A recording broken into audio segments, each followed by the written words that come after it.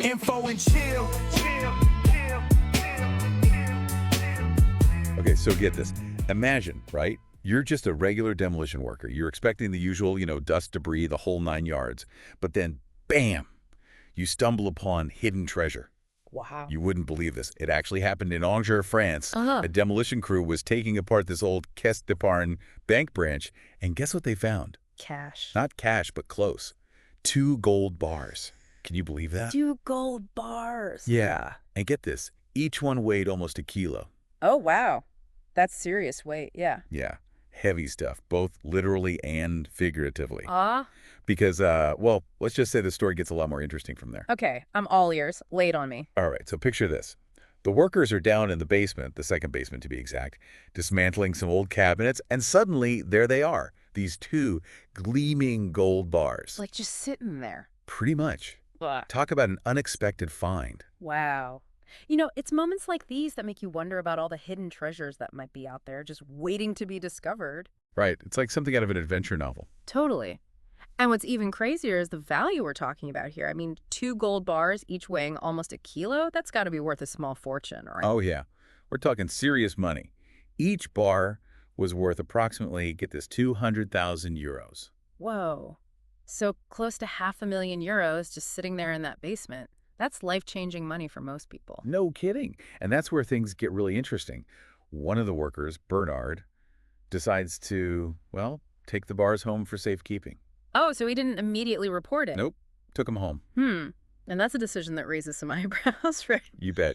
It's easy to say we'd all do the right thing.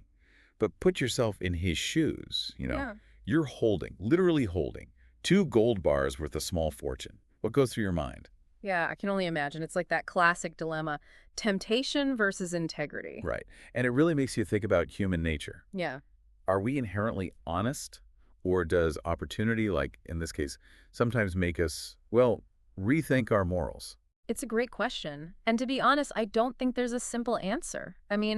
We're all complex creatures with a mix of motivations and influences shaping our decisions. Yeah, and this whole situation with Bernard, it just highlights that complexity, doesn't it? It reminds me of other treasure-found stories I've heard over the years. Like, there was one where this guy used a rock as a doorstop for years, and it turned out to be $1 million meteorite. Oh, wow. I think I remember hearing about that one. Talk about hitting the jackpot by accident. Right. And then there was that couple who stumbled upon buried treasure while they were gardening in their backyard. Buried treasure in your backyard. Talk about the ultimate gardening surprise. I know, right? But what's interesting to me is how people react in these situations. Some people, like Bernard, hesitate. They weigh their options. Others seem to immediately know what they're going to do. Report it, no question asked. It's like there's this internal struggle, a debate going on inside their heads. Exactly. And it makes you wonder, are there patterns to how people respond to these unexpected windfalls? Like, are certain personality types more prone to keeping a found treasure, while others are more inclined to do the right thing? It's an interesting question. There's definitely a whole field of psychology dedicated to understanding decision-making, especially in situations with high stakes or ethical dilemmas. Yeah, and I bet those researchers would have a field day with a case like Bernard's. But getting back to the story. So, Bernard takes the gold bars home, right? Yeah. And then the next day, guess what he does? He turns them in? Yep. He turns them over to the police. Well, that's a relief. It sounds like his conscience won out in the end. It does, yeah. Yeah. But the story, well, it takes another turn. Okay, I'm officially hooked now. What happened? So the police, they do their thing, they investigate, and they come back to Bernard with some news. They tell him the gold bars, more than likely, belong to the bank all along. So guess what? They're going to return them. Wait, what? No reward for Bernard? Nope. No finders keepers in this case. Well, that doesn't seem fair. He did the right thing by turning them in, didn't he? That's what a lot of people would say, yeah. But it turns out the legal side of things, well, it can get pretty complicated when it comes to lost or abandoned property. Ah, so it's not as simple as finders keepers, like some people might think? Not always, no. There are laws, precedents, all sorts of things that come into play. And in this case, it seems like the law might not exactly align with what many would consider fair. That's really interesting. It makes you think about how our own sense of justice might sometimes clash with legal realities. Exactly. And it makes this whole story even more intriguing, don't you think? Absolutely. We've got this unexpected discovery, an ethical dilemma, a surprising outcome. It's like a real-life morality play unfolding right before our eyes. And we haven't even really delved into the psychology behind Bernard's decision yet. Why do you think he chose to turn the gold in? He could have easily kept quiet and potentially, profited from his discovery. Right. So, was it purely a sense of duty, or are there deeper psychological factors at play here? That's what we're going to explore next. Stick with us because this deep dive is just getting started. It's kind of like he's battling with himself, right? On one hand, there's this finders keepers idea floating around. Yeah. But then there's that little voice inside, that gut feeling telling him what's right. You got it. It's like those stories we grew up with, about striking it rich. Right. But then there's this other side, that moral compass we all carry around. That's two opposing forces, kind of like two scripts playing out at the same time. Exactly. And which one wins? Well, that probably depends on a whole bunch of things. Yeah, I was thinking about that. Your personality, for one, right? Hmm? How you were raised, maybe even like how much money you have at the time. All of that. Right. Yeah. There's a whole field actually called behavioral economics that looks at how people make decisions in these kinds of situations. No way. Yeah. They study how people weigh the pros and cons, the risks and rewards. They even consider social norms, peer pressure, and even how you're feeling at that moment. It's all connected. Makes you think about those lottery winners you hear about sometimes, where they win big and suddenly everything changes. Right. Not always for the better. Sadly, no. Sometimes it's the opposite. There's even a name for it.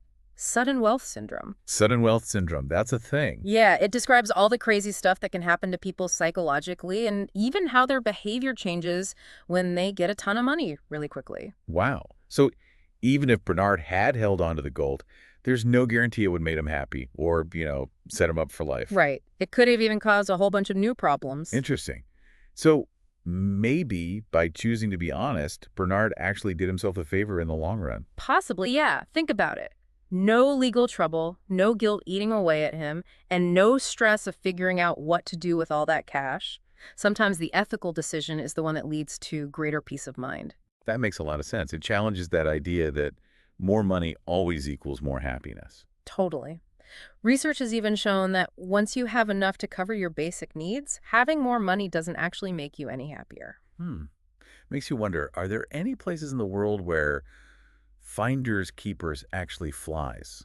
Like where it's, accepted or even part of the law? No, that's a good question. You're right. Cultures definitely shape how we view things like ownership and what belongs to who. Right. Like in some indigenous cultures, they emphasize sharing and communal ownership. So their perspective on found stuff might be totally different. Interesting. So it's almost like there's a whole range of beliefs about what you're allowed to keep when you stumble upon something valuable. Yeah, and those beliefs often come from deeper values, like individualism versus collectivism, ideas about luck and fate, even spiritual beliefs about material wealth. Okay, so we've talked about the psychology, the legal stuff, even different cultures. But let's take a step back for a second. What does this whole thing say about us, about society as a whole? That's a big one. I think it highlights this constant push and pull between what's good for me and what's good for everyone. Right, that tension. Yeah, we all have that capacity for both. And how we balance those two, that's what shapes the world around us. Right, like we need to look out for ourselves, but also consider others. If everyone just went around grabbing whatever they found, it'd be chaos. Totally. That's why we have rules and laws and ethical codes. It's about finding a way to cooperate, to make things predictable and fair. So Bernard's story, even though it seems kind of small, actually touches on some pretty big ideas about how societies work, huh? Exactly. It makes you think about the role we each play in keeping things running smoothly. Even our little choices, they can add up to create a more ethical and fair world. It's like this domino effect where one person's good deed inspires others. You got it. We're not just watching things happen, we're part of the story. Our choices matter. So even though Bernard didn't get a pat on the back or a reward for what he did, he might have done something even bigger. Right. Maybe he helped create a culture where honesty and respect matter. I like that. But I'm curious, what are some other examples of this, where individual gain clashes with the common good? Well, take environmental issues, for example. Okay. Think about someone polluting a river. They might profit from it, but it hurts everyone else. All right. Or tax evasion. Someone might save money by not paying taxes, but then essential services suffer because they're not getting funded. Those are good examples. It Yeah. seems like we're always facing these dilemmas, Yeah. having to decide between what we want and what's best for the group. You're absolutely right. It's a constant balancing act. And how we handle those choices individually and as a society, that's what defines us. It's like Bernard's story is this like miniature version of those Yeah. bigger struggles we see in society, right? Yeah. And it kind of brings us back to that question we were pondering earlier. If you're in his shoes, Right. knowing you probably wouldn't get a reward, would you still do what he did? Would you turn in the gold? It's a tough one, isn't it?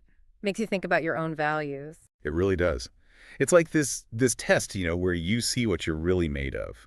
What would you do when no one's looking?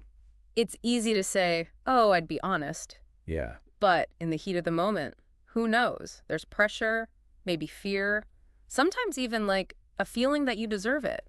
It's like that saying, character is what you do when no one's watching. And Bernard, well, his story shows that even these little acts of integrity, they can make a difference.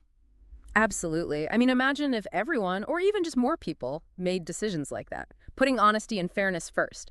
Think about what kind of world that would be. Let's look at a chain reaction. Right, Like it's- one good deed leads to another. Exactly. It's Yeah. not just about Bernard and the gold bars. It's about all of us Hmm. and the kind of society we want to create. So even though Bernard didn't get a prize or anything for what he did, maybe he achieved something much bigger. Yeah. Maybe he helped build a culture where trust and respect are valued. I like that. Yeah. Makes you think, it's not always about the reward. Right. Sometimes the greatest reward is knowing you did the right thing. Well said. And on that note, I think it's time to wrap things up for today. Ah. We've covered a lot, from that unexpected discovery to the ins and outs of property law, human psychology, and of course, the importance of making ethical choices. Yeah. It's been a fascinating look at this seemingly simple story with all its different layers. And we hope you, our listeners, have enjoyed this deep dive with us today. Yeah, thanks for joining us. So, next time you're faced with a tough decision, think back to Bernard and those gold bars. What would you do?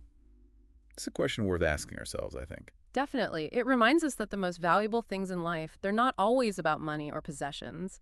They're about the choices we make and the kind of people we strive to be.